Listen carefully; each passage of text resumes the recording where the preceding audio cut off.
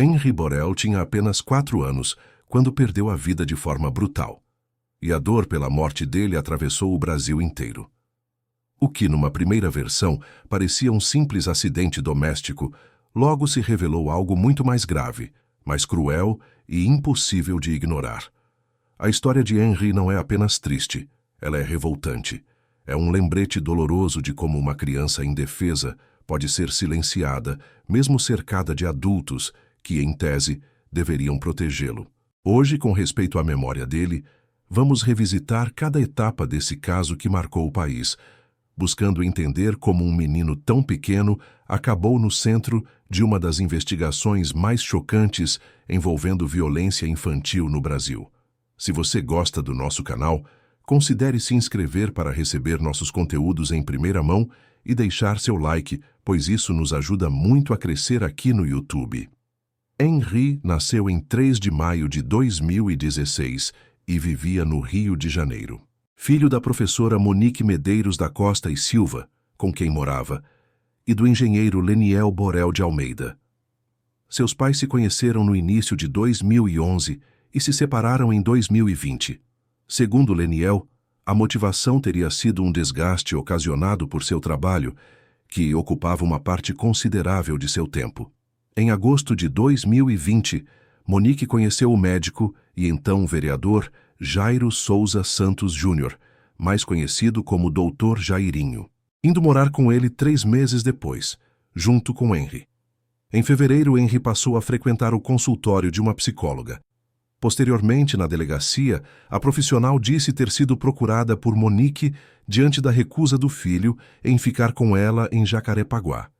Ao pai, o menino chegou a reclamar de abraços fortes dados pelo padrasto. No primeiro fim de semana de março, Leniel buscou o filho e o levou na casa da avó materna. Às 19h20 do dia 7, devolveu a criança a Monique. Ela disse que deu um banho em Henri e o colocou para dormir. Segundo ela, Henri vomitou ao chegar, mas ela não estranhou o estado, por se tratar de algo normal quando o filho chorava muito. Segundo o depoimento inicial de Monique, como Henri estava dormindo no quarto casal, ela e Jairinho foram assistir TV no quarto de hóspedes. Ainda na madrugada do dia 8, ela acordou com o barulho da TV. Foi até o quarto onde Henri dormia e, ao chegar lá, o encontrou deitado no chão com mãos e pés gelados e olhos revirados. Henri foi levado por Monique e Jairinho ao hospital, onde, segundo relatos posteriores dos profissionais que prestaram atendimento, ele já chegou sem vida. Imagens extraídas da câmera do elevador pelos investigadores confirmaram o que os médicos disseram. O casal dizia que o menino tinha sido encontrado caído no quarto, como se tivesse sofrido uma queda da cama. No entanto, os médicos logo perceberam algo que não combinava com essa versão. O corpo apresentava muitas lesões para um acidente simples. As marcas chamaram atenção imediatamente. A equipe médica ainda registrou o desespero de Leniel ao receber a notícia e sua insistência para que houvesse investigação detalhada, algo que seria crucial para o andamento do caso. O laudo emitido pelo Instituto Médico Legal foi decisivo. Henri apresentava 23 lesões distribuídas por várias partes do corpo, hematomas extensos na cabeça e no tórax, hemorragia interna, laceração no fígado, contusão cerebral, marcas que sugeriam agressões anteriores. O documento afirmava claramente que não se tratava de uma queda simples, como ambos os autores tentaram fazer parecer. Tratava-se de uma ação contundente com indícios de homicídio. A partir desse momento, o caso deixou de ser tratado como acidente e se transformou oficialmente em uma investigação criminal. No dia 17 de março, Monique e Jairinho prestaram seus depoimentos. Ambos afirmaram no que colocaram Henri para dormir no quarto do casal e foram assistir televisão em outro quarto. No dia seguinte, 18 de março, prestou depoimento Tainá de Oliveira Ferreira, babá de Henri. Ela afirmou que nunca presenciou anormalidades na família e que, ao dar banhos em Henri, nunca viu qualquer marca de violência. Depois da prisão do casal, Tainá deu outro depoimento contradizendo o que disse no primeiro e relatou casos de violência cometidos por Jairinho contra Henri. Segundo ela, Ele havia sido agredido em pelo menos 3 ocasiões, e que tanto Monique quanto a avó materna da criança sabiam dos espancamentos. Ela até tentou voltar atrás nessa declaração. No entanto, quando a polícia analisou o celular de Tainá, encontrou conversas que haviam sido apagadas, mas que foram recuperadas com técnicas forenses. Essas mensagens revelavam um padrão assustador. Henri dizia que Dr. Jairinho machucava ele. A babá relatava dias em que o menino entrava em um quarto com Jairinho e depois saía mancando. Ela descrevia situações em que ouvia barulhos e depois encontrava o menino chorando e tremendo. E Monique respondia minimizando ou prometendo conversar depois. Durante a investigação, 2 mulheres, ex-namoradas de Jairinho, procuraram a polícia para relatar que seus filhos também teriam sido vítimas de agressões. Segundo essas mães, o modus operandi era parecido: isolamento, violência e tentativas de manipular a opinião das mães. Esses relatos reforçaram a convicção da polícia de que Henri não teria sido a primeira criança a sofrer nas mãos do vereador. Outro aspecto que chamou a atenção foi o comportamento de Monique e Jairinho após a morte do menino. Segundo a polícia, Monique teria tentado manipular testemunhas. O casal discutia versões dos fatos e foram descobertas conversas em que Monique demonstrava preocupação com a repercussão enquanto ainda estava no hospital, e mais tarde, a própria Monique mudaria sua versão, afirmando que era vítima de um relacionamento abusivo. Essa mudança, porém, gerou debates intensos e controvérsias. O pai de Henri disse em entrevista a uma revista que não tinha dúvidas do envolvimento de Jairo na morte do filho, e ele também relatou que Jairo lhe disse: "Vamos virar essa página. Vida que segue. Faz outro filho." Segundo Leniel, a avó materna da criança, sabia das agressões contra o menino, mas omitiu isso em suas declarações prestadas à polícia. Perguntada se ela havia questionado a filha sobre a morte de Henri, a avó materna disse que sim, mas que para se poupar não quis saber maiores detalhes e não se lembra se algum detalhe lhe foi contado.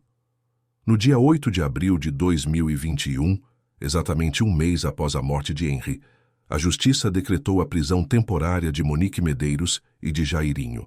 Ambos passaram a responder por uma série de acusações graves, incluindo homicídio triplamente qualificado, tortura, coação de testemunhas e fraude processual.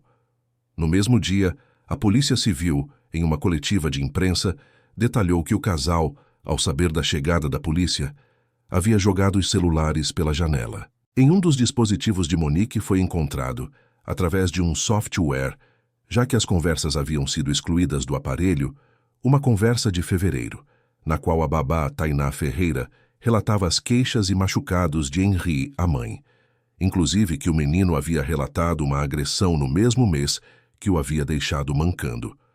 A babá também relatou que Jairo fazia ameaças a Henri, dizendo que ele estava atrapalhando a vida da sua mãe. No dia 6 de maio de 2021, a prisão temporária de ambos foram convertidas para prisões preventivas. A primeira audiência do caso Henri Borel ocorreu em 6 de outubro. Nessa audiência, a mãe da criança, Monique Medeiros, acompanhou os depoimentos presencialmente, enquanto o ex-vereador Jairinho participou de dentro do presídio, por meio de videoconferência. Tainá, a babá, foi indiciada por falso testemunho. A sessão durou mais de 14 horas, atravessando a noite e entrando pela madrugada. A audiência não trouxe conclusões imediatas, mas teve um peso simbólico enorme. Pela primeira vez, o caso deixava o campo da comoção pública e avançava formalmente na justiça. Cada fala registrada, cada detalhe lembrado, reforçava que a morte de Henri não era um episódio isolado ou confuso, mas parte de uma sequência de acontecimentos que agora passavam a ser analisados com rigor judicial. Foi ali que o processo começou, de fato, a caminhar rumo à responsabilização, ainda que a dor, para o pai e familiares, estivesse longe de encontrar qualquer tipo de alívio. O processo passou por diversas fases de instrução judicial, com audiências, e a Justiça mantém desde 2021 a prisão preventiva de ambos enquanto o caso segue tramitando. Outras 2 testemunhas-chave da acusação não compareceram no tribunal. a empregada doméstica que trabalhava na casa do ex-vereador e da mãe de Henry, e a cabeleireira que viu a criança relatar as agressões em uma chamada em vídeo em fevereiro, enquanto a mãe, Monique, estava no salão de beleza. A cabeleireira, por sua vez, disse a interlocutores que já disse à polícia tudo o que tinha para contar. No entanto, em novembro, a juíza Elizabeth Machado Louro reconvocou as duas para comparecerem no tribunal. As próximas audiências do caso Henry serão nos dias 14 e 15 de dezembro, nos quais as duas e outras testemunhas das defesas de Jairinho e Monique devem ser ouvidas. Julgamento foi marcado para o dia 23 de março de 2026. Jairinho está proibido de exercer a medicina desde junho de 2021. E a Justiça também cassou seu mandato por quebra de decoro parlamentar. O Tribunal de Justiça do Rio de Janeiro negou por unanimidade o recurso do ex-vereador para retomar seu mandato na Câmara Fluminense. Poucas imagens tocaram tanto o país quanto os vídeos de Henry sorrindo, brincando e dizendo que amava o pai. Registros simples, mas carregados de vida, que contrastavam de forma dolorosa com tudo o que veio depois. Leniel Borel passou a ocupar um papel central na luta por justiça, sempre presente em atos públicos, entrevistas e audiências, transformando a própria dor em um pedido constante, para que a história do filho não fosse esquecida. Para muitas pessoas, Henry deixou de ser apenas uma vítima e passou a simbolizar a urgência de proteger crianças, a necessidade de levar denúncias a sério, o perigo de ignorar sinais evidentes e o peso devastador que o silêncio pode ter quando uma tragédia se constrói aos poucos. O caso Henry Borel motivou a criação da Lei Henry Borel, que trouxe maior rigor na punição, envolvendo homicídios contra menores de 14 anos, além de medidas protetivas específicas para crianças e adolescentes vítimas de violência doméstica. Este caso permanece como um dos mais dolorosos da história recente do Brasil, não apenas pelo que aconteceu, mas pelo que ele representa. Henry era um menino cheio de vida, um sorriso fácil, um olhar doce, uma criança que merecia crescer, brincar, aprender, correr, amar e ser amada. E esse vídeo é, acima de tudo, um lembrete. Quando uma criança fala, chora ou demonstra medo, isso precisa ser visto, ouvido e protegido. Que a memória de Henry inspire mudanças, que inspire proteção e que nunca jamais seja esquecida. Que justiça seja feita. Este vídeo foi produzido com profundo respeito à memória de Henry Borel e à sua família. Todo o conteúdo apresentado foi construído exclusivamente a partir de informações disponíveis em fontes verificáveis, como registros oficiais, laudos periciais, reportagens jornalísticas e documentos públicos relacionados ao caso.